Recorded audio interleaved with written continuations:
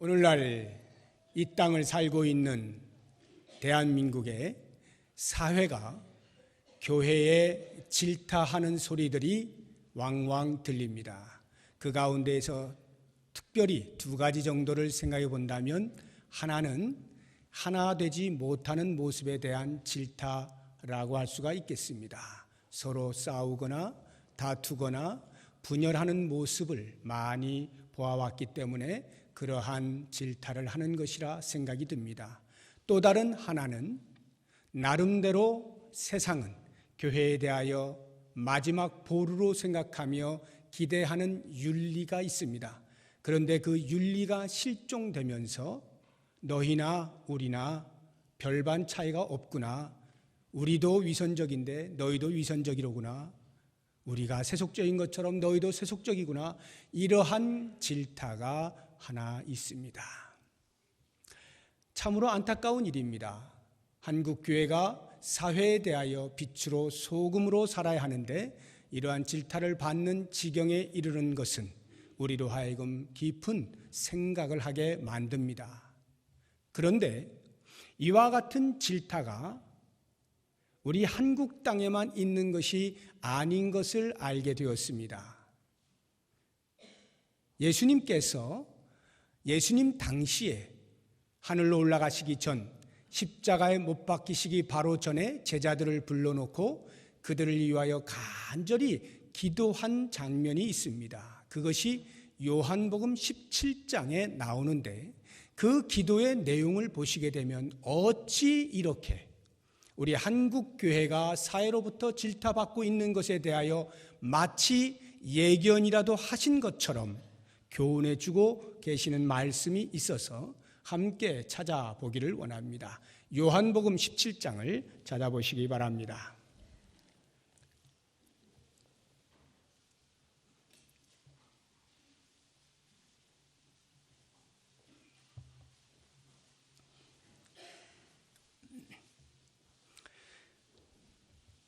신약성경 178쪽입니다.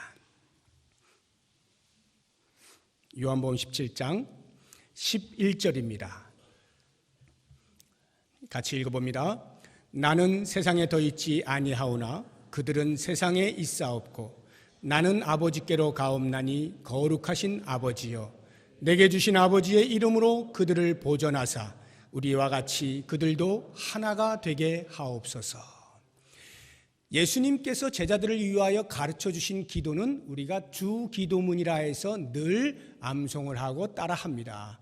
그런데 요한복음 17장은 예수님께서 제자들을 위하여 직접 기도하신 내용입니다. 그 기도의 내용 가운데 하나가 우리가 하나인 것 같이, 성부, 성자, 성령 하나님이 하나이신 것 같이 그들도, 예수님의 제자들도 하나가 되게 하옵소서. 오늘날로 하면 모든 성도들이 하나가 되게 해 주십시오라고 기도를 하신 겁니다. 또 다른 하나의 기도를 보시게 되면 17절입니다. 같이 읽습니다. 그들을 진리로 거룩하게 하옵소서. 아버지의 말씀은 진리니이다. 진리가 되는 하나님의 말씀으로 제자들을, 성도들을 거룩하게 해달라고 기도하고 있습니다. 이 내용을 보게 될 때 예수님께서는 우리 한국 사회뿐만이 아니라 전 세계가 예수 공동체 안에 들어온 사람들을 향하여 이와 같은 질타를 할 수 있는 가능성이 있음을 보시고 그것으로부터 스스로를 잘 지켜내기를 위하여 하나님께 기도하시는 겁니다. 하나 되게 하여 주옵소서, 거룩하게 하여 주옵소서. 이제 본문의 말씀을 다시 보겠습니다. 에베소서로 가셨어요? 이와 같이 사도 바울도 동일하게 하나됨과 거룩함을 위하여 권면하고 있는 모습을 보게 됩니다. 에베소서 4장 1절입니다. 1절 같이 읽어봅니다. 그러므로 주 안에서 갇힌 내가 너희를 권하노니, 거기까지입니다. 주 안에서 갇힌 내가 너희를 권하노니, 사도 바울이 권하는데 무엇을 권하는가? 1절부터 16절까지가 교회의 하나됨을 위하여 권면하고 있는 내용입니다. 이것은 이미 우리가 살펴보았습니다. 이제 오늘부터 보시게 될 17절부터 마지막 32절까지의 내용을 보시죠. 17절 같이 읽어봅니다. 그러므로 내가 이것을 말하며 주 안에서 증언하노니, 거기까지요. 증언합니다. 증언이 곧 권면한다는 뜻입니다. 무엇을요? 10절 이하 이제 오늘 우리가 보게 될 거룩한 삶입니다. 주 안에서 1절과 17절에 동일하게 나오는 이 주 안에서란 말은 주님의 이름으로라는 뜻이에요. 주님의 이름으로 내가 간절히 부탁한다. 여러분 잘 들으십시오 라고 부탁하는 그 두 가지가 교회의 하나됨과 교회의 거룩입니다. 우리는 이와 같은 말씀을 통해서 어떻게 사도 바울이 하나됨과 거룩에 대하여 함께 이어서 권면을 하고 있을까? 이 부분에 대해서 별개의 것이 그냥 자연스럽게 이어서 권면되어진 것으로 이해하시면 안 됩니다. 분명한 목적을 가지고 두 가지를 붙여서 권면을 하고 있는 것인데, 이 하나됨이라고 하는 것이 곧 성도에게 거룩한 생활을 요청한다라는 말입니다. 우리는 그리스도의 몸입니다. 그것으로 하나됨입니다. 우리의 머리가 되신 그리스도께서 거룩하신 것처럼 몸된 교회도 각 지체인 성도들도 거룩으로 요청을 받고 있는 것입니다. 뿐만 아니라 우리의 거룩한 생활은 곧 교회의 하나됨을 강화시켜 주는 것입니다. 우리가 거룩한 삶을 살게 되므로 각 지체가 거룩하여 머리 대신 그리스도를 닮아가게 될 때 가장 완벽한 건강한 몸을 세울 수 있는 것이기에 우리의 거룩한 생활은 곧 교회의 하나된 한 몸, 하나됨을 강화시켜 주는 거죠. 이러한 이유로 인하여서 사도 바울은 하나됨과 거룩함에 대한 권면을 이어서 하고 있는 것입니다. 자, 이제 우리는 좀 더 원천적으로 왜 성도는 거룩해야 하는가 하는 부분을 오늘 17절 이하에 있는 말씀을 가지고 같이 생각을 해보기를 원합니다. 이유는 간단합니다. 성도는 새 사람이기 때문에 그래요. 새 사람이란 거듭난 사람, 예수를 믿어 예수 공동체 안에 들어온 사람, 하나님의 자녀. 이것이 새 사람이에요. 새 사람은 잃어버렸던 하나님의 형상이 회복된 사람입니다. 그러므로 회복된 하나님의 형상을 가진 사람에게는 반드시 그 회복되어진 하나님의 형상에 걸맞은 삶이 요청이 되는 겁니다. 그것이 바로 거룩이에요. 왜냐하면 우리 하나님께서 거룩하시기 때문입니다. 그래서 레위기에 보면 내가 거룩하니 너희도 거룩할지어다 라고 이스라엘 백성들에게 말씀하십니다. 왜요? 이미 모든 인간은 죄를 지었으므로 하나님의 거룩 앞에 나올 수가 없습니다. 모두가 죄인이에요. 그러한 죄인된 인간들을 어떻게 구원하실까에 대한 원대한 계획을 세우시고 그에 대한 예표로서 이스라엘 백성들을 부르셨습니다. 당신의 백성을 삼으시면서 가장 먼저 던지시는 말씀이 내가 거룩하니 너희도 거룩하라. 그래야만 하나님과 인간은 관계할 수가 있기 때문입니다. 이로 인하여서 영적 이스라엘은 우리 모든 성도들은 하나님의 거룩하심처럼 거룩한 삶이 요청되고 있는 것입니다. 자, 그렇다고 한다면 우리가 새 사람이 되기 전 옛사람의 모습은 과연 어떠했는가? 사도 바울의 말을 통해서 몇 가지 살펴봅니다. 17절입니다. 그러므로 내가 이것을 말하며 주 안에서 증언하노니 이제부터 너희는 이방인이 그 마음에 허망한 것으로 행함같이 행하지 말라.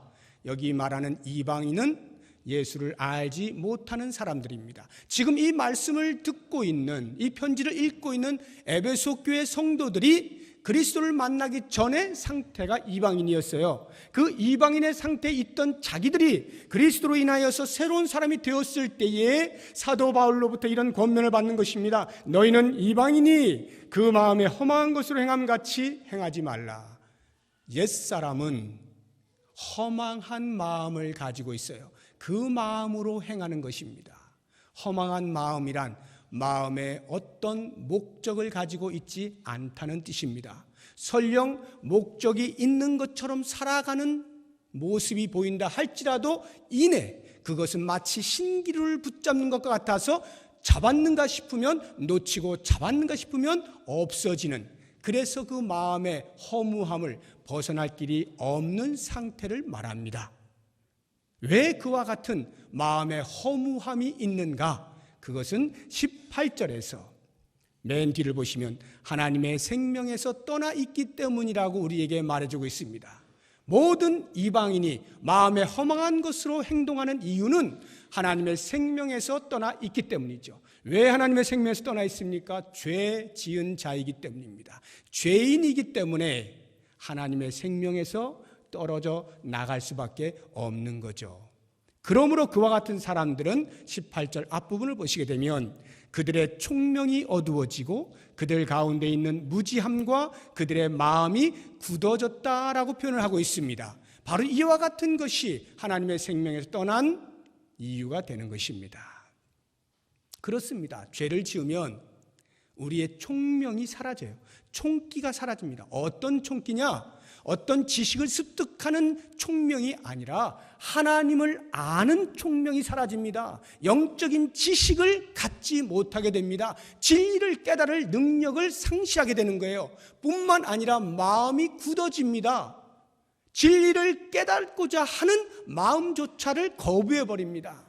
그래서 진리의 씨앗이 떨어지려고 할 때에 딱딱한 마음이 되어서 아무리 들어가려고 해도 들어갈 수가 없는 상태죠.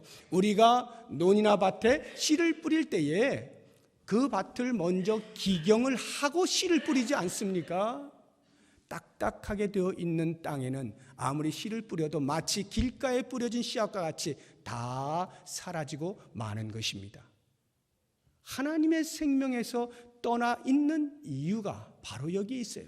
진리의 말씀이 들어오려고 해도 우리의 마음이 딱딱해져 있고 마음을 닫아놓고 있기 때문에 들어올 길이 없는 것입니다. 하나님을 알 길이 없어요. 그래서 이와 같은 사람의 삶의 모습은 19절과 같은 결과를 낳습니다.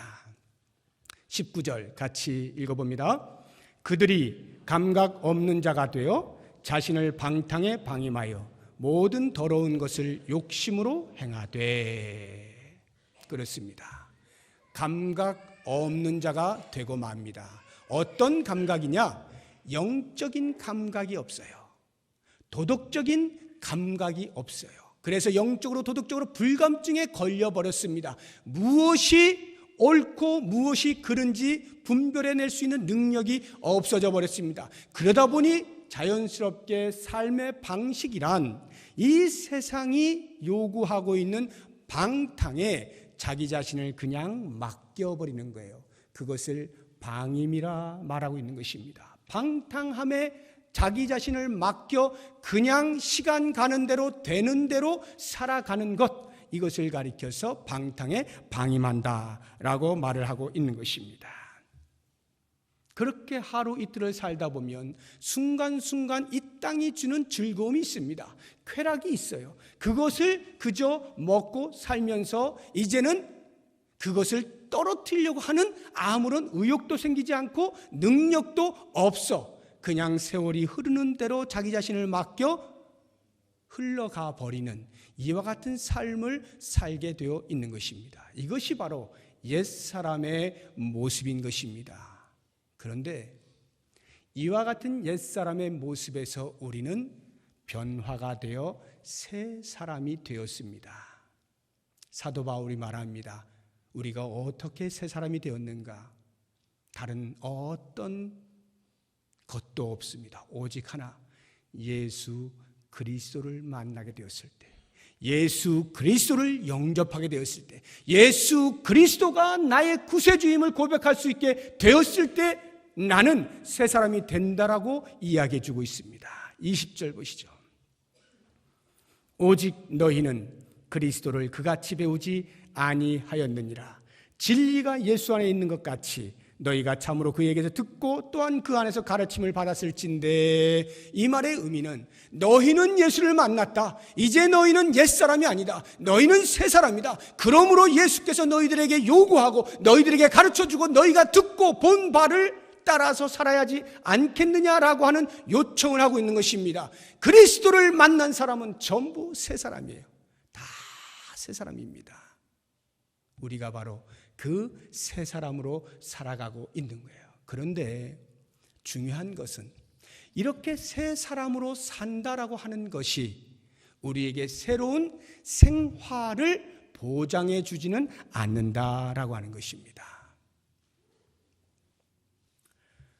마치 오랫동안 감옥에 갇혀 있던 사람이 감옥 안에서의 법을 따라 살다가 석방이 되어서 사회에 나오면 이제는 더 이상 감옥의 법을 따라 살지 아니하고 사회가 주는 자유인에게 부여되어진 법을 따라 살 수가 있습니다.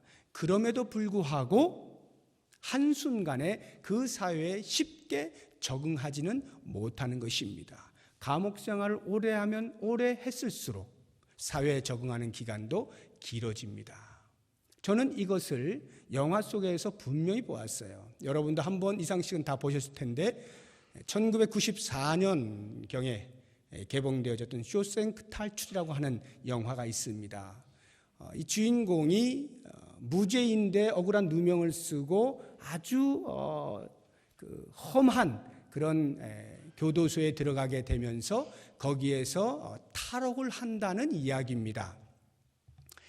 저는 주인공 이야기를 하려는 것이 아니라 저도 지금 워낙 오래전에 본 것이기 때문에 사람 이름이나 이것은 다 기억이 안 납니다. 다만 내용만 기억이 나는데 뭐냐 하면 그 주인공이 그 감옥에서 생활하는데 함께 친하게 지내던 한 사람이 있습니다. 그 사람은 나이가 참 많은 분이었어요. 거기서 곧 돌아가셔도 될 만큼 나이가 많았습니다. 이미 감옥 생활을 수십 년을 하신 분이에요.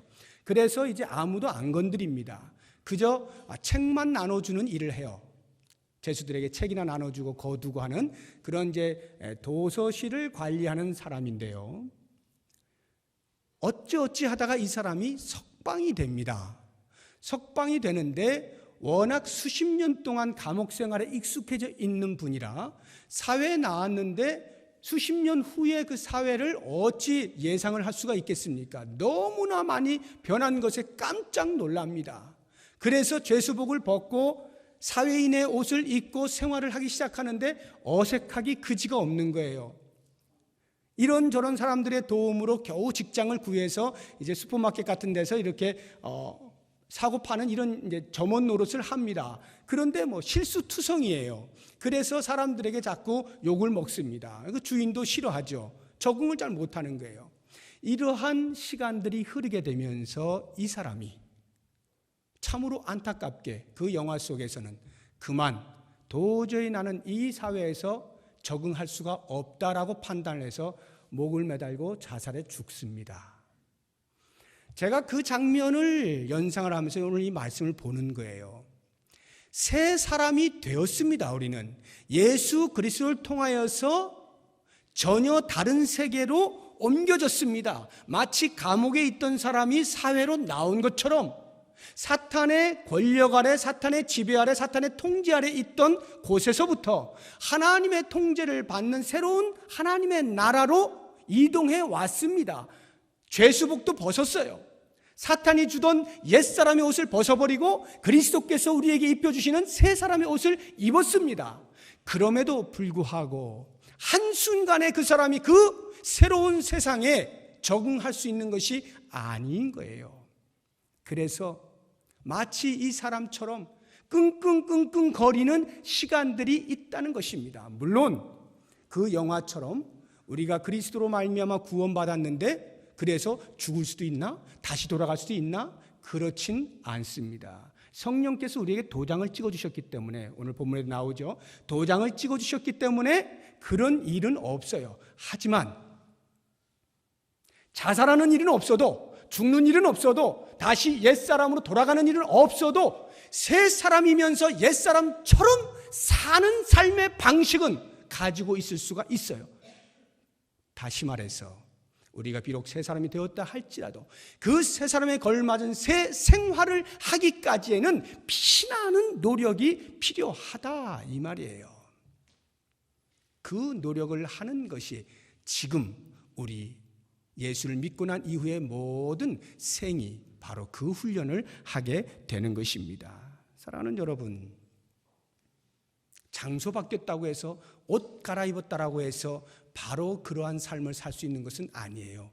우리의 습성이 바뀌어야만 새로운 사회에 적응할 수 있는 것처럼 우리가 예수를 믿어 새 사람이 되었다 할지라도 그 예수님이 원하시는 새 생활을 하기까지에는 피나는 노력과 적응이 필요하고 옛사람으로서의 익숙한 그 모든 삶들을 벗어버리고 새로운 사람에게 요구되어지고 있는 삶을 살아가는 훈련을 끊임없이 받아야만 하는 것입니다. 마치 조각가가 길을 가다가 불에 타고 있는 나무를 보았는데, 야, 저걸 내가 건져가지고 멋진 작품을 한번 만들어 봐야겠다 해서 그 조각가가 불 속에서 나무를 건졌습니다. 그러면 조각가는 그 나무를 건지는 것, 불에서 건지는 것을 목적하지 않습니다. 그가 목적하는 것은 작품이죠. 그래서 그 얼음을 다 털어내고 깨끗이 씻고 드디어 자기가 구상한 그 작품을 위하여 칼을 대기 시작하죠. 불필요한 부분들을 잘라냅니다. 정교하게 팝니다. 그래서 마침내는 그가 목적하는 멋진 작품을 만들어내요. 그런데 만약 그 과정 속에서 이 나무가 자기 몸에 자꾸 칼이 들어오니까 얼마나 아파요. 힘들잖아요. 아이 조각가니 왜 자꾸 저에게 칼을 댑니까? 불에서 건져준 것까진 고마운데 칼 대려면 차라리 저를 다시 불 속으로 집어넣어 주세요. 차라리 그냥 불이나 타고 따뜻하게 있다가 죽게. 이렇게 말한다면 조각가의 마음이 얼마나 아프겠어요.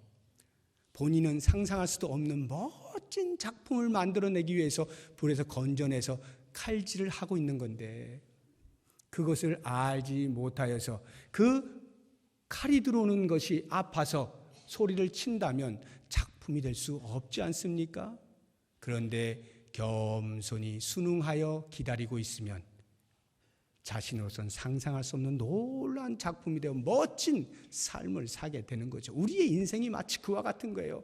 지옥불로 가고 있는 우리의 인생을 주님께서 건지셨어요. 당신의 핏값을 주고 사셨습니다. 이것이 목적이 아니에요. 마귀에게서 건져내는 이것이 목적이 아니라 하나님의 사람으로 사는 것을 목적하기 때문에 하나님께서는 드디어 우리에게 새로운 생활에 대한 요청을 하시는 겁니다. 그래서 우리는 익숙하지 않은 삶에 대하여서 하루하루 살아가게 돼요. 힘들죠. 예수 믿는 게 이렇게 힘들 줄 알았으면 안 믿고 말걸 라는 말이 나올 만큼 힘든 경우들이 많이 있어요. 그럼에도 불구하고 그 모든 훈련들을 잘 겪고 나서면 마침내는 하나님께서 원하시는 아름다운 작품으로 멋진 인생을 훌륭한 인격으로 살아갈 수가 있게 되는 것이죠. 바로 이것이 예수님께서 사도 바울이 우리들에게 요구하고 있는 새 사람, 새 생활입니다. 자, 그렇다고 한다면 이제 삶의 많은 영역 가운데에서 하나하나씩 다 이야기를 하자면 끝이 없으니까 오늘 사도 바울이 몇 가지 부분에서 우리에게 짚어주고 있는 부분이 있어요. 그 부분만 한번 같이 살펴봅니다. 과연 어떤 영역들에서 옛사람을 벗어버리고 새 사람의 성품을 입어야 할 것이냐. 첫 번째 25절입니다. 25절 같이 읽어봅니다. 그런즉 거짓을 버리고 각각 그 이웃과 더불어 참된 것을 말하라. 이는 우리가 서로 지체가 됨이니라. 거짓말하지 말라는 거예요. 이것은 옛사람의 습성입니다. 새 사람은요, 정직을 말하는 겁니다. 참된 것을 말하는 겁니다. 왜 거짓말을 할까요? 거짓말 해보신 분들, 내가 어느 때 거짓말을 하던가요? 많은 이유가 있습니다만 그 모든 것을 하나로 통틀어서 이야기하라면 자기를 보호하고자 할 때입니다. 자기를 보호하는 본능이 거짓말을 합리화시켜요. 무엇인가 가만히 있으면 피해를 보게 생겼을 때 거짓말을 해서라도 그 피해가 최소화된다면 거짓말하기를 서슴지 않는 것입니다. 어떤 위기가 닥쳤을 때 내가 아무 말 하지 않고 있으면 큰일 나겠어요. 봉변당하겠어요. 그때 거짓말해서 만약 위기를 탈출할 수 있다면 하겠다는 것입니다. 자기 보호 본능이에요. 다른 사람들과의 관계 속에서 좀 의시되고 싶어요. 드러나고 싶어요. 거짓말을 해서라도 그렇게 자기 자신이 드러날 수만 있다면 하겠다는 것입니다. 이것이 거짓말이에요. 그런데 이 거짓말은 옛사람이 즐겨 하는 것입니다. 새 사람은 거짓말하면 안 돼요. 거짓말이 새 사람의 삶에서 실종되도록 만들어야 됩니다. 이것이 그리스도인이고 새 사람의 새 생활입니다. 정직해야 됩니다. 참된 것을 말해야 돼요. 그런데 참된 것을 말한다 할 때 주의해야 될 일이 있습니다. 지금 보시게 되면은 25절에 각각 그 이웃과 더불어 참된 것을 말하라. 이는 우리가 서로 지체가 됨이라 해서 지금 관계를 그리스도 공동체 안에 있는 성도들과의 사이에서 이야기를 하고 있지 않습니까? 왜 우리가 참된 것을 말해야 되느냐? 서로가 지체이기 때문이다라는 것인데 만약에 우리가 거짓말을 다른 사람에게 했어요. 그러면 나는 그 사람에게 거짓말한 것에 불과하다고 생각할지 몰라도 결국에는 그것이 그리스도의 몸, 교회를 허무는 것이 되기 때문에 거짓말을 하면 안 되는 거예요. 그래서 우리는 참된 것을 하고 정직하게 말을 해야 되는데 그 정직을 말할 때에도 우리는 신중할 필요가 있습니다. 만약 나의 정직함 때문에 다른 사람들이 상처를 입는다면 조심해야 돼요. 다른 사람이 죄를 지었어요. 보니까 그게 죄야. 당신 죄 지었어. 정직하게 말했어요. 나는 정직을 지켰는데 저 사람은 죽는 거예요. 이럴 때에는 비록 정직이라 할지라도 신중해야 되는 것입니다. 왜요? 왜 우리가 거룩한 삶을 요청받고 있습니까? 하나됨을 강화시키기 위해서 거룩한 삶이 요청되고 있지 않습니까? 그런데 나의 거룩을 지켰는데 하나됨이 무너져 버렸어요. 그러면 안 되는 거예요. 그렇기 때문에 비록 나는 정직하고 나는 참된 것을 말한다 할지라도, 그래서 나의 의를 잘 지킨다 할지라도 그것이 전체를 무너뜨리는 것이라면 조심해야 되는 것입니다. 때로는 그것이 기다려져야 되기도 하고 때로는 그것이 우회적으로 돌아가기도 해야 되는 것이고 여러 가지 정황에 따라 교회 공동체 전체가 세워질 때의 정직은 의미가 있는 거예요. 때로 목사와 같은 직업을 가진 사람은 성도들의 신앙의 건덕과 신앙의 바른 교육을 위해서 질책을 할 때가 있습니다. 책망을 할 때가 있어요. 분명한 목적이 있죠. 성도 사이에도 그러한 신앙상의 건덕을 위하여 서로 그러한 권면을 할 수가 있어요. 정직하게. 그러나 그것이 만약에 내 의의 충족만으로 나타나게 된다면, 그래서 그 상대방이 상처 가운데서 헤어나오지 못한다면 조심해야 된다 이 말이에요. 그래서 우리의 정직이라는 것은 교회 공동체가 세워지는 거기에서 아름답게 빛을 발하는 것으로 사용이 되어져야 하는 것입니다. 두 번째 사도 바울이 권면하고 있는 영역을 보면요, 26절, 27절입니다. 같이 읽어봅니다. 분을 내어도 죄를 짓지 말며 해가 지도록 분을 품지 말고 마귀에게 틈을 주지 말라. 분을 내지 말라는 것입니다. 화를 내지 말라. 이것은 옛사람이 하는 것입니다. 그런데 화 안 내는 분 계십니까? 빈도의 차이는 있지만 다 화내잖아요. 화 안 내고 살 수는 없어요. 화가 나게 돼 있습니다. 그런데 주로 일반적으로 화가 왜 나는 줄 아십니까? 여러분 한번 생각해 보세요. 나는 언제 화를 내나?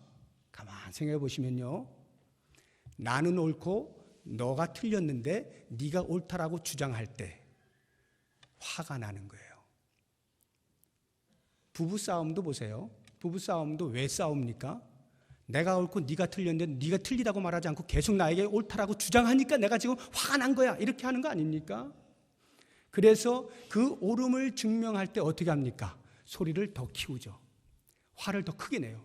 그리고 화를 길게 가져가요. 그래서 만약 일주일 동안 말을 안 하고 화를 품고 있으면 나는 이만큼 화난 사람이야. 나는 이만큼 지금 옳은데 네가 그 정도로 지금 틀렸어. 그런데 네가 그걸 모르고 있으니 내가 너에게 꼭 알려주고 싶어. 이러고 일주일 동안을 그러고 있는 거예요. 이게 보통 우리가 화를 내는 이유입니다. 그런데 정말 그럴까요? 정말 나만 옳고 저 사람은 잘못됐기 때문에 내가 이렇게 화가 나는 것일까요?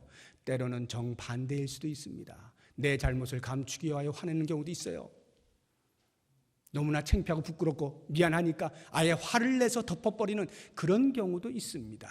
아무튼 오늘 바울이 우리에게 이야기하고 있는 이 분이라고 하는 것은요, 우리가 일상적으로 내는 그런 감정적 분을 말하는 것은 아닙니다. 어쩌면 오히려 의로운 분노를 말하는 거예요. 악을 보고 죄를 보고 화를 품을 수 있잖아요. 예수님도 그렇게 하시지 않습니까? 하나님께서도 그렇게 하시죠. 악을 보고 분을 품는 그러한 분노를 이야기하는 겁니다. 그렇다면 하물며 의로운 분노에도 이와 같은 권면을 한다라고 한다면 우리 일상의 감정상의 분노는 말할 것도 없겠죠. 자, 의로운 분노에 대해서 사도 바울이 뭐라고 권면하고 있느냐 하면은 분을 내어도 죄는 짓지 말라. 그 분을 내어도 해가 지기까지 품지는 말라. 분을 내어도 마귀에게 틈은 주지 말라. 이렇게 권면하는 겁니다. 의로운 분노조차도 그 분노가 나에게 또 다른 죄로 넘어가는 데까지 분노를 가지고 있으면 안 된다 이 말이에요. 악에 대하여서 내가 거룩한 분노를 일으켰습니다. 그래서 저 사람들이 싹 다 어떻게 되기를 원한다거나 극단적인 죄로 나아가는 그런 일이 얼마든지 있을 수 있어요. 나는 의롭게 분을 냈는데 그 분을 또 다른 죄로 이끌어가게 되면 그 분노는 더 이상 의로운 분노가 되지 않는 거예요. 그렇기 때문에 화가 날 때 하루를 넘기지 말라는 거예요. 특별히 부부 되시는 분들, 가족 되시는 분들 하루 넘기지 마세요. 넘겨서 꼭 자기의 그 의의를 나타내려고 하지 마세요. 미련한 거예요. 그냥 손을 내미세요. 그런 일이 생기면요, 이렇게 하십시오. 마치 내가 손을 내밀면 내가 잘못한 것을 시인한 것만 같아서 손을 안 내밀지 않습니까, 보통? 그럴 때 손을 내밀면서 나는 주의 말씀에 순종한다. 내 감정에 충실한 것보다 주의 말씀에 순종하는 게 훨씬 좋은 겁니다. 그러니까 순종하는 의미로 손을 내미세요. 그래서 상대방이 내가 잘못하지 않았는데도 불구하고 봐, 네가 잘못했지? 이렇게 하더라도 손을 내미세요. 주의 말씀에 순종함이 훨씬 아름다운 것입니다. 뿐만 아니라 우리가 분을 오랫동안 품고 있으면 속에서 부글부글 끓잖아요. 속이 타오르잖아요. 그러면 어떤 생각을 합니까? 막 미워지는 거예요. 이제 미워지면서 어떻게 하면 내가 지금 이 고통을 받는 그 고통 이상으로 깡가품을 할 수 있을까? 이런 생각까지 막 가요. 죄를 지어요. 그러면 마귀가 옆에서 뭐 하는지 아십니까? 가만히 서서 그냥 살살 박수만 쳐주고 있는 거예요. 그래 맞아. 너는 정말 옳은데 저 사람이 그렇게 못됐네. 너 화내는 거 맞아. 당연하다. 잘하고 있다. 박수를 칩니다. 그리고는 그 마귀가 하나님께로 가가지고 말하는 거예요. 하나님 보십시오. 당신의 자녀라고 하는 저 사람 하는 꼴을 보십시오. 하고는 하나님께 우리를 참소하는 겁니다. 이게 마귀에게 틈을 주는 거예요. 우리는 그것도 모른 채 자기의 의의를 드러내기 위해서 계속해서 분노합니다. 사랑하는 여러분, 분이 나십니까? 빨리 꺼뜨리는 방법을 배우셔야 됩니다. 어떻게 하면 빨리 꺼뜨릴까요? 거울을 보세요. 화가 날 때 거울로 달려가세요. 그리고 자기 얼굴을 탁 보세요. 거울에 비춰진 자기 얼굴을 보고 참 너는 굉장히 의로운 분노를 내고 있구나. 이렇게 여겨지면 계속 내세요. 그런데 참 보기가 안타깝고 볼품 사납고 저 얼굴이 내 얼굴이야? 이런 생각이 들면 빨리 회개하세요. 그 거울 보시고 그것이 바로 마귀에게 틈을 주고 있다는 것을 기억하시고 빨리 털어내야 됩니다. 설마 자기의 모습을 보고 그렇지, 난 정말 의로운 분노를 내고 있구나, 이렇게 생각하는 미련한 사람은 없겠죠. 그 거울 속에 나타난 모습은 그리스도의 사람이 아닙니다. 그런 삶이 옛사람의 모습이에요. 그렇기 때문에 거울 보시면서 또 하나 중요한 것은 하나님 앞에 자기를 비추세요. 그리고 내가 하나님 앞에 어떤 존재였는가를 묵상하십시오. 내가 저 사람에 대하여 그렇게 분노를 한다면 과연 하나님이 내 행위에 대하여 똑같은 방식으로 분노했을 때 나는 과연 여기에 서 있을 수 있었을까? 나는 여기에 과연 존재나 할 수 있었을까? 생각하시면 끔찍스러울 겁니다. 그러한 하나님의 놀라운 자비하심과 그 인자하심을 생각하시면서 내가 그래 만분의 1이라도 한번 흉내라도 내보자 라고 하시면 그 분이 사그라들 수가 있습니다. 분내지 마십시오. 그리고 언제나 내가 있는 곳에 평화가 일어날 수 있도록 화해의 도구가 되시기를 바랍니다. 또 한 가지입니다. 28절입니다. 같이 읽어봅니다. 도둑질하는 자는 다시 도둑질하지 말고 돌이켜 가난한 자에게 구제할 수 있도록 자기 손으로 수고하여 선한 일을 하라. 도둑질하는 사람에 대한 이야기를 하면 여기에 앉아있는 분들, 많은 분들은 나에게는 해당이 안 되는구나 이런 생각을 하실 거예요. 그것은 다른 사람의 물건에 손을 대는 것만을 가리켜서 도둑질이라고 생각하기 때문에 그렇습니다. 그런데 도둑질은 꼭 그런 것만 있는 게 아니에요. 예를 들어서 시간 약속을 했는데 시간을 어겼어요. 다른 사람의 시간을 도둑질한 겁니다. 도둑질이라고 하는 것이 생각보다 많은 영역에서 나타나고 있습니다. 자, 그렇다고 한다면 그러한 도둑질을 하는 것은 옛사람이 하는 거예요. 새 사람은 어떻게 하느냐? 열심히 일을 하는 거예요. 부지런히 일을 하는 거예요. 그냥 남이 부지런히 일한 것을 조금 띄워주세요라고 하는 것이 아니라 나도 부지런히 일을 하는 것입니다. 그래서 가난한 사람에게 나누어 줄 수 있는 자리에까지 가는 것이 새 사람이에요. 굉장히 중요한 겁니다, 여러분. 예수 믿는 사람들은 그래서요, 보편적으로, 물론 우리 안에도 가난한 사람들이 많이 있습니다. 예수를 믿어도 가난할 경우가 얼마든지 있어요. 여러 가지 이유와 목적을 따라서 가난할 수 있어요. 그래서 우리들은 그 가난한 사람들을 도와야 됩니다. 그러나 내가 사지가 멀쩡해요. 정신이 멀쩡해요. 충분히 일을 할 수 있어요. 그런데 엉뚱하게 네가 나 도와, 네가 나 도와, 이래서 가만히 앉아서 받아먹는다면 그것은 도둑질하는 거예요. 일을 해야 하는 겁니다. 일을 할 수 있을 때는 일을 하는 겁니다. 그래서 세계적으로 역사 가운데에서 기독교가 들어간 민족치고 가난하게 사는 민족이 없어요. 가만히 보세요. 전 세계에서 기독교가 들어간 나라치고 가난을 그대로 두고 있지 않습니다. 왜? 성경은 노동을 신성한 것으로 이야기하기 때문에 그렇습니다. 그래서 칼빈은 이야기합니다. 노동은, 직업은 소명이다까지 말을 하는 겁니다. 우리에게 주어진 직업은 하나님의 소명이다. 열심히 일하는 것을 성경이 가르치고 있어요. 그래서 성경대로 살아가고자 애를 쓰는 사람은, 민족은 가난하여 일용할 양식이 없을 수가 없습니다. 분명히 하나님께서 어떠한 방법을 통해서든지 그 일한 만큼의 수고에 대한 열매를 주셔요.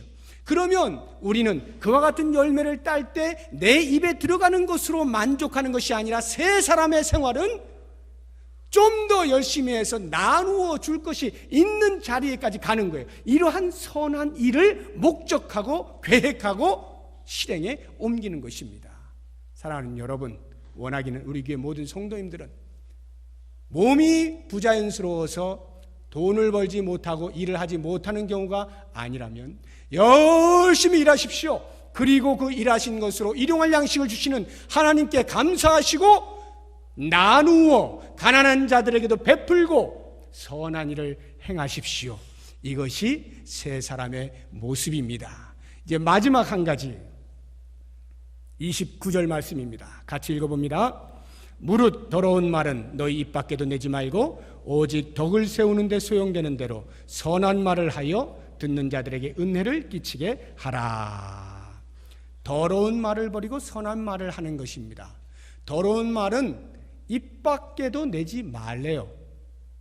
더러운 말 하는 것은 옛사람이 하는 것입니다.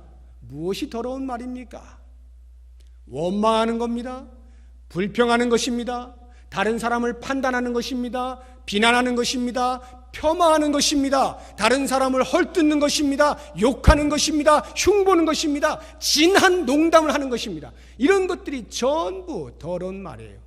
그러한 말들은 입 밖에도 내지 말고 말하려면 덕을 세워 다른 사람들을 유용하게 하라는 거예요. 은혜를 끼치는 말을 하라. 이것이 성도의 마땅한 바입니다. 사랑하는 여러분, 혹시 사우나 가서 찜질방에 이렇게 앉아 계시면 낮에 이렇게 주부님들께서 두런두런 앉아서 이런저런 이야기 하시는 가끔 이렇게 들어보면 말이죠, 10중 8구는 다른 사람 이야기하고 있는 거예요. 제가 말이야 어땠는데 이러고 저러고 막 헐뜯는 얘기, 그걸 그렇게 즐거워하더라고요. 그 다음날 자기가 그런 대상이 될 줄도 모르고 계속 그렇게 남을 헐뜯는 것으로 상대적 기쁨을 누리더라고요. 이게 자연인의 모습이에요. 자연인은 그런 것이 익숙해요. 그러나 성도는 이제 더 이상 그런 것에 익숙하면 안 됩니다. 입에서 말이 나오면 그 말을 듣는 사람이 기뻐할 수 있어야 돼요. 용기가 없었던 사람이 힘을 얻을 수 있어야 됩니다. 주저앉았던 사람이 일어설 수 있어야 돼요. 그런 말을 해야 됩니다. 이게 새 사람이에요. 우리는 그러한 삶을 살도록 부름을 받은 사람들이에요. 그래서 우리가 말을 하면 그 사람들이 힘을 얻고, 당신 때문에 내가 다시 살 용기를 얻었습니다. 고맙습니다. 이런 말이 되어질 수 있는 말들을 할 때 우리 신앙 공동체 안에 어떤 갈등이 있겠습니까? 서로를 위하여 세워주는 말을 하는데 무슨 갈등이 있겠어요? 험한 말들을 오고 가기를 주저하지 않을 때 갈등은 끊임없이 일어나는 것이고 그 공동체는 힘들어지는 거예요. 사랑하는 여러분, 이제 말씀을 맺습니다. 사도 바울이 몇 가지 영역에서 우리들에게 당부한 새 사람으로서의 새 생활 잘 기억하시고, 새 사람이 되었어도 옛사람의 성품을 따라 살게 됨으로써 우리 안에 내주하시는 성령을 근심하게 하는 일이 없기를 원합니다. 성령께서는 우리 안에 내주하신 목적이 한 가지입니다. 그리스도를 닮은 사람으로 가게 하기 위하여 끊임없이 진리의 말씀을 우리들에게 외쳐주시는 겁니다. 그런데 그 말씀을 귀를 막아버리고 자기의 옛사람의 삶대로 자꾸 살아가면 성령이 얼마나 슬퍼하시겠어요. 우리들은 우리 안에 계신 성령이 기뻐하시도록, 아니 어쩌면 우리 안에 계신 성령께서 춤을 추시도록 우리를 내어 새 사람으로서의 삶에 대한 훈련을 끊임없이 받아야 됩니다. 성령이 하시는 말씀을 따라 끊임없이 쫓아가야 됩니다. 순종해야 됩니다. 그렇게 되어질 때 우리는 하나님께 영광을 돌릴 수 있을 뿐만 아니라 이 세상에 대하여 거룩을 드러내어 소금으로 빛으로 살아갈 수가 있게 되는 겁니다. 그리고 우리 안에는 성령께서 우리로 하여금 반드시 그렇게 할 수 있는 능력도 주시는 겁니다. 새 사람으로서의 삶을 사는데 힘드십니까? 피곤하십니까? 성령을 의지하십시오. 성령께서는 힘을 주셔요. 너는 살 수 있어. 너는 그렇게 할 수 있는 거야. 내가 너를 도장 찍었잖아. 내가 너를 구원하는 그날까지 도장을 찍었잖아. 확신을 가지고 살아봐.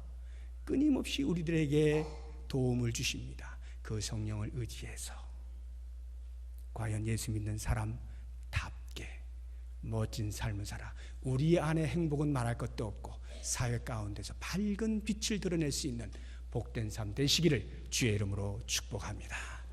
기도하겠습니다. 하나님, 그렇게 살겠습니다. 힘 주시옵소서. 힘 주시옵소서. 예수님의 이름으로 기도드립니다. 아멘.